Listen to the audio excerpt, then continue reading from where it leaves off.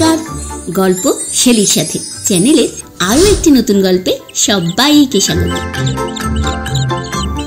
আজকের গল্প সুকুমার রায়ের লেখা বোকা বুড়ি। এক ছিল বুড়ো আর এক ছিল বুড়ি। তারা ভারী গরিব, আর বুড়ি বেজায় বোকা আর ভয়ঙ্কর বেশি কথা বলে। যেখানে সেখানে যার তার সঙ্গে গল্প জুড়ে দেয়, তার পেটে কোনো কথা থাকে না। বুড়ো একদিন তার জমি চষতে চষতে মাটির নিচে একটা কলসি পেল। সেই কলসি ভরা টাকা আর মোহর। তখন তার ভারী ভাবনা হলো, এই টাকা যদি ফেলে রাখে তাহলে কোনো না কোনো দিন একটা চোর এসে এই টাকা চুরি করে নিয়ে যাবে। আর যদি টাকা বাড়িতে নিয়ে যায়, বুড়ি যদি টের পেয়ে যায়, তবে সে সকলের কাছে তার গল্প করে দেবে। ক্রমে এই কথার আশ্রয় হয়ে পড়লে রাজার কোটাল এসে সব কেড়ে কুড়ে নিয়ে যাবে। ভেবে ভেবে সে এক ফোন দিয়ে আঁটল। সে ঠিক করলো যে বুড়িকে সব কথা বলবে, কিন্তু এই রকম উপায় করবে যাতে বুড়ির কথা কেউ বিশ্বাসই না করে।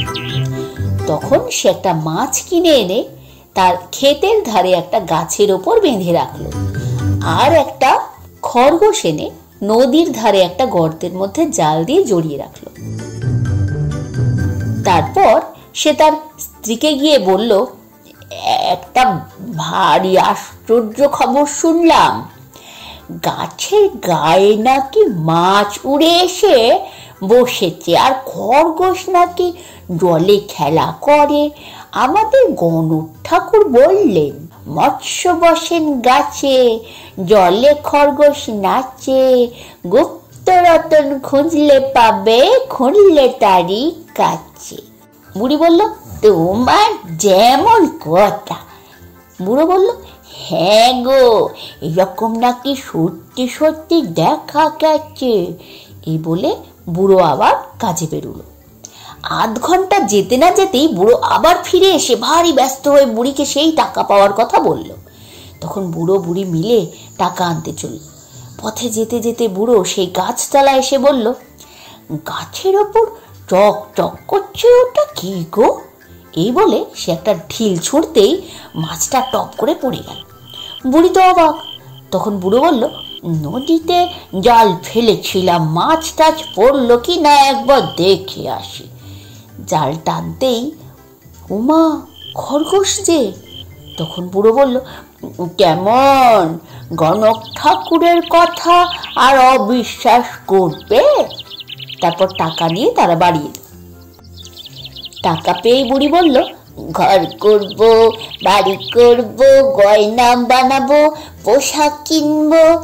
বুড়ো বলল, ব্যস্ত হইও না, কিছুদিন রয়ে সয়ে দেখো, ক্রমে সব হবে। হঠাৎ অত কাণ্ড করলে লোকে সন্দেহ করবে যে। কিন্তু বুড়ির তাতে মন ওঠে না। সে একে বলে ওকে বলে, শেষে একেবারে কোটালের কাছে নালিশ পৌঁছল।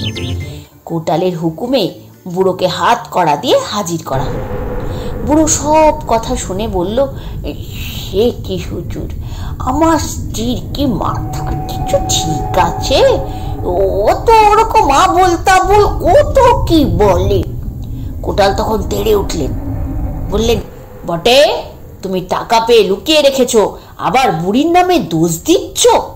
বুড়ো বলল, কিসের টাকা হুজুর, কবে পেলুম, কোথায় পেলুম, আমি তো কিছুই জানি না। বুড়ি বললে, না, তুমি কিছুই জানো না। সেই যেদিন গাছের ডালে মাছ বসেছিল, নদীতে জাল ফেলে খরগোশ ধরলে, সেদিনের কথা তোমার মনে নেই? কচি খোকার কি? তাই শুনে সবাই হাসতে লাগলো। কোটাল এক ধমক দিয়ে বুড়িকে বলল, যা পাগলি, বাড়ি যা, ফের যদি যাতা বলবি তোকে আমি কয়েদ করে রাখবো। বুড়ি তখন বাড়ি ফিরে গেল। কোটালের ভয়ে সে আর কারু কাছে টাকার কথা বলতো না। আজকের গল্প কেমন লাগলো? নিশ্চয়ই ভারী মজার। আজ তবে এ পর্যন্তই। নতুন গল্পের সঙ্গে আবার দেখা হবে।